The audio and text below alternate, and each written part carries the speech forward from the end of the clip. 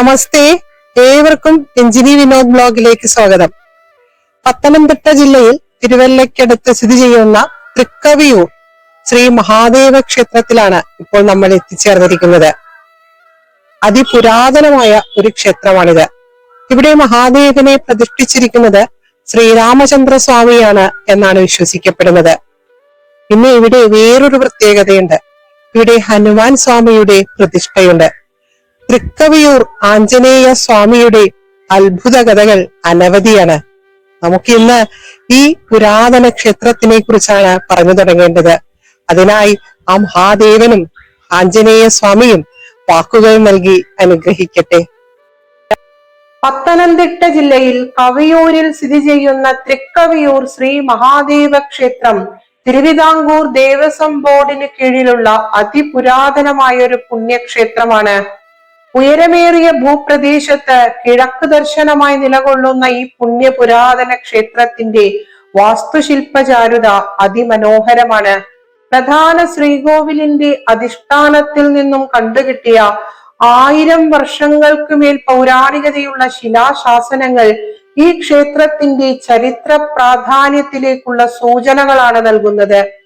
തൃക്കവിയൂർ വാഴും തേവരെ കുറിച്ച് ഈ പുരാതന ശിലാശാസനങ്ങളിൽ പറയുന്നുണ്ട്. പരശുരാമനാൽ സ്ഥാപിതമായ 64 ബ്രാഹ്മണ ഗ്രാമങ്ങളിൽ ഒന്നായിരുന്ന കവിയൂർ എന്ന പുരാതന ഗ്രാമത്തിനും പ്രത്യേകതകൾ ഏറെയാണ്. ഈ ഗ്രാമത്തിന്റെ ദേശക്ഷേത്രമായ ഈ പുരാതന ക്ഷേത്രം ആദ്യം പത്തില്ലത്തിൽ പോറ്റിമാരുടെ വകയായിരുന്നു എന്നും പറയപ്പെടുന്നുണ്ട്.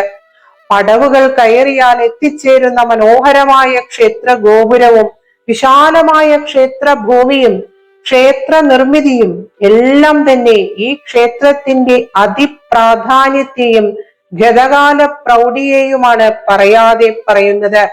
അതിസമ്പന്നമായ ക്ഷേത്രങ്ങളിൽ ഒന്ന് എന്ന ഖ്യാതിയും ഈ പുരാതന ക്ഷേത്രത്തിന് അവകാശപ്പെട്ടതാണ്.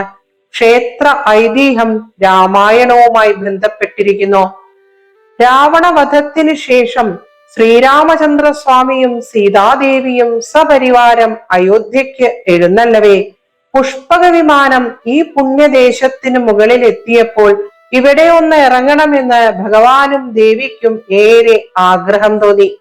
അന്ന് ഇവിടം പ്രകൃതി രമണീയമായ ഒരു വനപ്രദേശമായിരുന്നു. ഈ ദേശത്തിന്റെ ദിവ്യത്വം തിരിച്ചറിഞ്ഞ സീതാപതി ഇവിടെ ഒരു ശിവലിംഗ പ്രതിഷ്ഠ നടത്തണം എന്ന് തീരുമാനിച്ചു. സീതാദേവിയുടെ ആഗ്രഹപ്രകാരമാണ് എല്ലാവരും ഇവിടെ ഇറങ്ങുന്നത് എന്നും ഒരു വിശ്വാസമുണ്ട്. എന്തായാലും ഉത്തമമായ ഒരു ശിവലിംഗം കൊണ്ടുവരുവാൻ ഏൽപ്പിക്കുന്നത് വായുപുത്രനായ മഹാദേവാംശജാതനായ ശ്രീരാമ ഭക്തനായ ആഞ്ജനേയ സ്വാമിയെയാണ്. പ്രതിഷ്ഠാകർമ്മത്തിനായി നിശ്ചയിച്ച മുഹൂർത്ത സമയമായിട്ടും ഹനുമാൻ സ്വാമി ശിവലിംഗവുമായി എത്തിയില്ല. അപ്പോൾ ശ്രീരാമ ഭഗവാൻ മണ്ണും ദർഭയും ചേർത്ത് ഒരു ശിവലിംഗം നിർമ്മിച്ച് ശുഭമുഹൂർത്തത്തിൽ പ്രതിഷ്ഠ നടത്തി. അതിനുശേഷമാണ് ശിവലിംഗവുമായി ഹനുമാൻ സ്വാമി വരുന്നത്. പ്രതിഷ്ഠ നടന്നു എന്നറിഞ്ഞപ്പോൾ ഹനുമാൻ സ്വാമിക്ക് വിഷമമായി. ആ സങ്കടം കണ്ടപ്പോൾ ശ്രീരാമസ്വാമി തന്റെ ഭക്തനോട് താൻ പ്രതിഷ്ഠിച്ച ശിവലിംഗം മാറ്റി പുതിയതായി കൊണ്ടുവന്ന ശിവലിംഗം പ്രതിഷ്ഠിച്ചോളൂ എന്ന് പറഞ്ഞു. എന്നാൽ അതുല്യ ബലവാനായ അഞ്ജനാപുത്രന് ദശരഥ നന്ദനൻ പ്രതിഷ്ഠിച്ച ശിവലിംഗം ഒന്ന് ചെറുതായി പോലും ഇളക്കുവാൻ സാധിച്ചില്ല. അപ്പോൾ ഹനുമാൻ സ്വാമി തന്റെ വാൾ ശിവലിംഗത്തിൽ ഇങ്ങനെ ചുറ്റിക്കൊണ്ട് മുകളിലേക്ക് ചെറുതായി ഒന്ന് കുതിച്ചു ചാടി. അപ്പോഴും ശിവലിംഗത്തിന് ഇളക്കമൊന്നും സംഭവിച്ചില്ല. പക്ഷേ ശിവലിംഗം ഇരുന്ന ഭൂമിയും സമീപ പ്രദേശവും മുകളിലേക്ക് പൊങ്ങി വന്നു. അങ്ങനെ എഴുന്നു വന്ന സ്ഥലം എന്ന അർത്ഥത്തിൽ 7 ലോകം എന്ന പേരും ഈ ക്ഷേത്രഭൂമിക്ക് കൈവന്നു. അങ്ങനെയാണ് ഈ ക്ഷേത്രഭൂമി ഉയരമേറിയ ഭൂപ്രദേശമായി മാറുന്നത്. എന്തായാലും ശ്രീരാമസ്വാമി പ്രതിഷ്ഠിച്ച ശിവലിംഗം തനിക്ക് ഒരിക്കലും ഇളക്കുവാൻ സാധ്യമല്ല എന്ന് മനസ്സിലായ മാരുതനന്ദനൻ ശ്രീരാമ പ്രതിഷ്ഠയുടെ മഹാത്മ്യം ആവോളം വാഴ്ത്തിക്കൊണ്ട് തന്റെ പ്രിയപ്പെട്ട സ്വാമിയുടെ പാതാരവിന്ദങ്ങളിൽ സാഷ്ടാംഗം നമസ്കരിച്ചു. ശ്രീരാമ പട്ടാഭിഷേകത്തിന് ശേഷം ഈ പുണ്യഭൂമിയിൽ വന്ന തപസ് അനുഷ്ഠിക്കുവാൻ ഹനുമാൻ സ്വാമിയോട് ശ്രീരാമ ഭഗവാൻ പറഞ്ഞു എന്നും അതിൻ പ്രകാരം ഹനുമാൻ സ്വാമി ഇവിടെ ക്ഷേത്ര മതിൽക്കകത്തുള്ള ഇലഞ്ഞിമരത്തിന്റെ ചുവട്ടിലിരുന്ന് തപോധ്യാനങ്ങളിൽ മുഴുകി എന്നും പറയപ്പെടുന്നു. ഹനുമാൻ സ്വാമി കൊണ്ടുവന്ന ശിവലിംഗം സമീപത്തുള്ള ഒരു കുന്നിലാണ് പ്രതിഷ്ഠിച്ചത് എന്നൊക്കെ വാമൊഴികളുണ്ട്. ഹനുമാൻ സ്വാമിയുടെ സാന്നിധ്യമുണ്ടായ ഭൂമി കവിയൂർ എന്നും പിന്നീടത് കവിയൂർ എന്നുമായി മാറി എന്നാണ് സ്ഥലമാഹാത്മ്യം പറയുന്നത്. ഹനുമാൻ സ്വാമിയുടെ വാൾ ചുറ്റിയ അടയാളം ഇപ്പോഴും ഈ കവിയൂർ ക്ഷേത്രത്തിലെ ശിവലിംഗത്തിന്മേൽ കാണാം എന്നും പറയപ്പെടുന്നു. പിന്നീട് കുറെ വർഷങ്ങൾക്ക് ശേഷം ഒരിക്കൽ വില്വമംഗല സ്വാമിയാർ ഇവിടെ ക്ഷേത്ര ദർശനത്തിന് വന്നപ്പോൾ ഇലഞ്ഞിമരത്തിന്റെ ചുവട്ടിൽ ഹനുമാൻ സ്വാമിയുടെ പ്രത്യക്ഷ ദർശനം ലഭിച്ചു എന്നും അപ്പോൾ സ്വാമിയാർ പുറത്തല്ല അകത്താണ് ഇനി മുതൽ ഹനുമാൻ സ്വാമിയുടെ സ്ഥാനം എന്നിങ്ങനെ ഉറക്കനെ പറഞ്ഞു.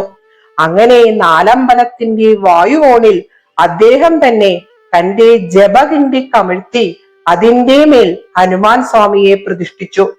അങ്ങനെയാണ് ഹനുമാൻ സ്വാമിയുടെ പ്രതിഷ്ഠ നാലമ്പലത്തിന് അകത്താവുന്നത്. അന്നു മുതൽ കവിയൂർ മഹാദേവ ക്ഷേത്രം ഹനുമാൻ ക്ഷേത്രം എന്ന നിലയിലും പ്രശസ്തമായി തീർന്നു.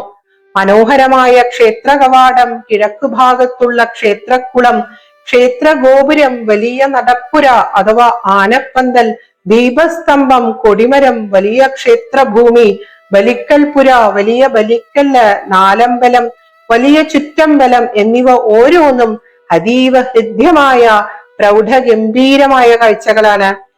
പല പ്രശസ്തരായ വാസ്തു വിദഗ്ധരും പുരാവസ്തു ഗവേഷകരും അതിമനോഹരമായ ക്ഷേത്രം എന്ന് അഭിപ്രായം രേഖപ്പെടുത്തിയിട്ടുള്ള ഒരു പുരാതന ക്ഷേത്രമാണിത്. ഇവിടുത്തെ ദാരുശില്പങ്ങൾ അതിപ്രശസ്തമാണ്. ബലിക്കൽപുരയിലെ മച്ചിൽ ദശമസ്കന്ധത്തിലെ കഥാഭാഗങ്ങൾ അതിമനോഹരമായി ദാരുവിൽ പുനർജനിച്ചിട്ടുണ്ട്. മഹാദേവന് മുമ്പിലുള്ള ഉയരമേറിയ വിശാലമായ നമസ്കാര മണ്ഡപത്തിൽ രാമായണം സുന്ദരകാണ്ഡത്തിലെ രംഗങ്ങളാണ് ദർശിക്കുവാൻ സാധിക്കുന്നത്. ബലിക്കൽപുരയിലെ തിണ്ണയിലും നമസ്കാര മണ്ഡപത്തിലും നന്ദികേശ്വര പ്രതിമയുണ്ട്. അതിബൃഹത്തായ ചെമ്പുമേഞ്ഞ വട്ട ശ്രീകോവിലിന് ഇടനാഴികളും 4 വാതിലുകളുമുണ്ട്. ഇത്തരം ശ്രീകോവിലുകളെ സന്ധാര മാതൃകയെന്നും സർവതോഭദ്ര മാതൃക എന്നൊക്കെ പറയുമത്രേ. അതിമനോഹരമായ വട്ട ശ്രീകോവിലിൽ ശ്രീരാമസ്വാമിയാൽ പ്രതിഷ്ഠിതമായ അതീവ ദിവ്യമായ ശിവലിംഗത്തിൽ കൈലാസനാഥൻ കിഴക്ക് ദർശനമായി പരിശോഭിക്കുന്നു. പത്മാസനത്തിൽ ആനന്ദ സ്വരൂപനായി പാർവതി സമേതനായിട്ടാണ് തൃക്കവിയൂരപ്പൻ ഇവിടെ കുടികൊള്ളുന്നത്. വട്ട ശ്രീകോവിലിൽ പടിഞ്ഞാറേ നടയിൽ ശ്രീമൂലരാജേശ്വരിയായി പഞ്ചലോഹ വിഗ്രഹത്തിൽ പാർവതീ ദേവിയും ഇവിടെ പരിലസിക്കുന്നുണ്ട്. ദേവിക്ക് മുമ്പിലും ചെറിയ നമസ്കാര മണ്ഡപമുണ്ട്. പ്രപഞ്ചത്തിന്റെ മാതാപിതാക്കന്മാരായ ഉമാമഹേശ്വരന്മാർ ഭക്തജനങ്ങളെ കാത്തു സംരക്ഷിച്ചുകൊണ്ട് പരമാനന്ദം പ്രദാനം ചെയ്തുകൊണ്ട് ഈ പുണ്യപുരാതന ക്ഷേത്രത്തിൽ കുടികൊള്ളുന്നു. നാലമ്പലത്തിന്റെ വടക്ക് പടിഞ്ഞാറേ മൂലയിൽ ചെറിയ ശ്രീകോവിലിൽ പഞ്ചലോഹ വിഗ്രഹത്തിൽ കിഴക്ക് ദർശനമായി ആഞ്ജനേയ സ്വാമി പരിശോഭിക്കുന്നു. ഹാരകിരീടാദികളോടുകൂടി വലതു കൈയിൽ ഗദയും ഇടത് കൈയിൽ ചൂടാരത്നവുമായി വാലു പൊക്കി പിടിച്ചുകൊണ്ട് ഇരിക്കുന്ന രൂപത്തിൽ അശോകവനികയിൽ സീതാദേവിക്ക് മുമ്പിൽ പ്രത്യക്ഷനായ ഭാവത്തിലാണ് ഇവിടെ ശ്രീരാമദൂതനായ പവനപുത്രൻ പരിശോഭിക്കുന്നത്. നിസ്വാർത്ഥമായ ത്യാഗപൂർണമായ ഭഗവത് ഭക്തിയുടെ പ്രത്യക്ഷ ഉദാഹരണമായ ഹനുമാൻ സ്വാമിയുടെ ദിവ്യദർശനം പരമാനന്ദത്തെയും ഊർജത്തെയും ധൈര്യത്തെയും ആത്മവിശ്വാസത്തെയും പ്രദാനം ചെയ്യുന്നു. ഇവിടെ ചെറിയ നമസ്കാര മണ്ഡപവും അതിനു മുമ്പിലായി നീളത്തിൽ മുഖപന്തലുമുണ്ട്. തിരുവിതാംകൂർ മഹാരാജാവായിരുന്ന ശ്രീ ചിത്തിരത്തിരുനാൾ ബാലരാമവർമ്മയ്ക്കും അദ്ദേഹത്തിന്റെ അമ്മ തമ്പുരാട്ടിക്കും ഒരിക്കൽ കവിയൂർ ഹനുമാൻ സ്വാമിയുടെ സ്വപ്ന ദർശനമുണ്ടായി. അങ്ങനെ ദേവപ്രശ്നം വെക്കുകയും അതിൻ പ്രകാരം ഇവിടെ ഹനുമാൻ സ്വാമിക്ക് 41 ദിവസത്തെ കളഭവും ഒത്തിരി വേറെ വിശേഷ കർമ്മങ്ങളും പല നവീകരണ പ്രവർത്തനങ്ങളും ഒക്കെ നടന്നു. അതിനുശേഷമാണ് ഉപദേവത ക്ഷേത്രമല്ലാതെ പ്രത്യേക ഒരു സ്ഥാനം ഹനുമാൻ ക്ഷേത്രത്തിന് കൈവരുന്നത്. ശ്രീമൂലം തിരുനാൾ രാമവർമ്മയുടെ കാലത്ത് പല പുനരുദ്ധാരണങ്ങളും ഇവിടെ നടന്നു. അപ്പോഴാണത്രേ പാർവതീ പ്രതിഷ്ഠ ഇവിടെ വന്നത്. നാലമ്പലത്തിന് പുറത്തായി വളരെ വലിയ ഒരു സർപ്പക്കാവുണ്ട്. വട്ട ശ്രീകോവിലിന്റെ ഒരു അറയിൽ തെക്ക് ദർശനമായി ദക്ഷിണാമൂർത്തിയും ഗണപതിയും കുടികൊള്ളുന്നുണ്ട്. വടക്ക് പടിഞ്ഞാറ് ഭാഗത്ത് ഈ ക്ഷേത്ര സമുച്ചയത്തിന് താഴെയായി കീഴ്തൃക്കോവിൽ ശ്രീകൃഷ്ണ ക്ഷേത്രം സ്ഥിതി ചെയ്യുന്നു. ഇവിടെയുള്ള ചതുർഭുജ മഹാവിഷ്ണു വിഗ്രഹം പരശുരാമ പ്രതിഷ്ഠിതമാണ് എന്നാണ് വിശ്വസിക്കപ്പെടുന്നത്. ഇവിടുന്ന് അരനാഴികയോളം വടക്കായി പുരാവസ്തു വകുപ്പ് സംരക്ഷിക്കുന്ന തൃക്കൈക്കുടി ഗുഹാക്ഷേത്രം സ്ഥിതി ചെയ്യുന്നുണ്ട്. ഈ ശിവക്ഷേത്രം ശിവഭൂതഗണങ്ങൾ പാറ തുറന്നു നിർമ്മിച്ചതാണ് എന്നൊക്കെയാണ് കഥകൾ. 5 പൂജയും 3 ശീവേലിയുമുള്ള ഈ മഹാക്ഷേത്രത്തിന്റെ താന്ത്രികാവകാശം പറമ്പൂരില്ലത്തിനാണ്. ധനുമാസത്തിലെ തിരുവാതിരയ്ക്ക് കൊടികയറി 10-ാം ദിവസം ആറാട്ടോടുകൂടി സമാപിക്കുന്ന തിരുവുത്സവം പ്രധാന ആണ്ടുവിശേഷമാണ്. കലാ സാംസ്കാരിക പരിപാടികൾ, ഊരുവലത്തെഴുന്നള്ളത്ത്, കാഴ്ച ശ്രീബലി, വേലകളി, ഉത്സവ ബലി ദർശനം, പള്ളിവേട്ട, ആറാട്ടെഴുന്നള്ളത്ത് എന്നിങ്ങനെ അതീവ വിപുലമായി ഈ ദേശത്തിന്റെ മഹോത്സവമായി തിരുവുത്സവം ഭക്തജനങ്ങളും നാട്ടുകാരും ആഘോഷിക്കുന്നു. ധനുമാസത്തിലെ മൂലം നാൾ അനുമത് ജയന്തി ആഘോഷിക്കുന്നു. കളഭാഭിഷേകം, പുഷ്പഘോഷയാത്ര, പുഷ്പാഭിഷേകം ഉൾപ്പെടെ 7 ദിവസത്തെ ആഘോഷം ഉണ്ടാകുന്നു. പടിഞ്ഞാറേ നടയിൽ ശ്രീമൂലരാജേശ്വരിയുടെ പ്രതിഷ്ഠ നടന്നതിന്റെ ഓർമ്മയ്ക്കായി ഉത്രട്ടാതി തിരുനാൾ ആഘോഷിക്കുന്നു.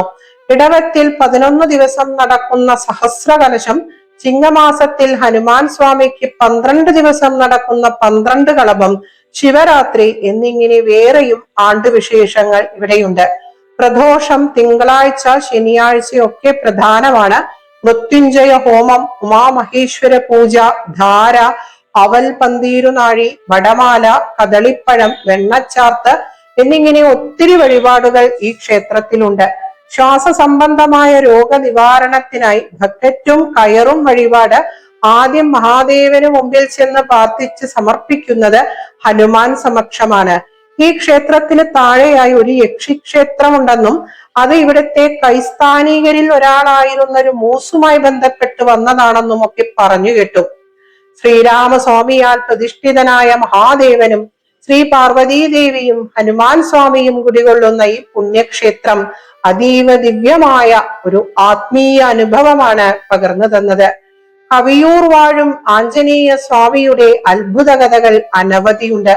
ആർദ്രമായ, സത്യസന്ധമായ, ധാർമ്മികമായ എല്ലാ വിളികൾക്കും മുമ്പിൽ പ്രത്യക്ഷ സ്വരൂപനായ ഭഗവാൻ തന്റെ ഭക്തജനങ്ങൾക്ക് വിഷമം വരുത്തിയാൽ അത് ആര് തന്നെയായാലും പൊറുക്കാറുമില്ലത്രേ. വഴിപാട് നേർന്നാൽ അത് ലഭിച്ചില്ലെങ്കിൽ അത് ഓർമ്മപ്പെടുത്തുവാൻ ഓരോ അനുഭവങ്ങൾ ഭഗവാൻ സമ്മാനിക്കുന്ന കഥകളും ഭക്തജനങ്ങൾക്ക് പറയുവാനുണ്ട്. വന്നു കണ്ട് അനുഭവിക്കേണ്ട ഒരു പുണ്യ പുരാതന ഭൂമി തന്നെയാണിത്. ഉമാമഹേശ്വരന്മാരും മാരുതനന്ദനനും പരിലസിക്കുന്ന ഈ ദിവ്യഭൂമിയെ സാഷ്ടാംഗം നമസ്കരിച്ചുകൊണ്ട് ഉച്ചരിച്ച അക്ഷരങ്ങൾ കൈലാസനാഥന്റെയും ഉമാദേവിയുടെയും ഹനുമാൻ സ്വാമിയുടെയും പാതാരവിന്ദങ്ങളിൽ അർച്ചനയായി സമർപ്പിച്ചുകൊള്ളുന്നു. കരോദ്ഭാസിഡംഗം കിരീടിത്വജംഗം ഹൃദാശേഷപംഗം രണേ നിർവിശംഗം ത്രിലോകീ മൃഗാംഗം ക്ഷണം ദഗ്ധനംഗം സദാ നിഷ്കളങ്കം ഹനുമന്തമീടേ. ഏവർക്കും സർവമംഗളങ്ങൾ ആശംസിച്ചുകൊള്ളുന്നു. നമ പാർവതീപതേ. ഹര ഹര മഹാദേവ. ഓം നമ ശിവായ. ഓം ആഞ്ജനേയായ നമഃ.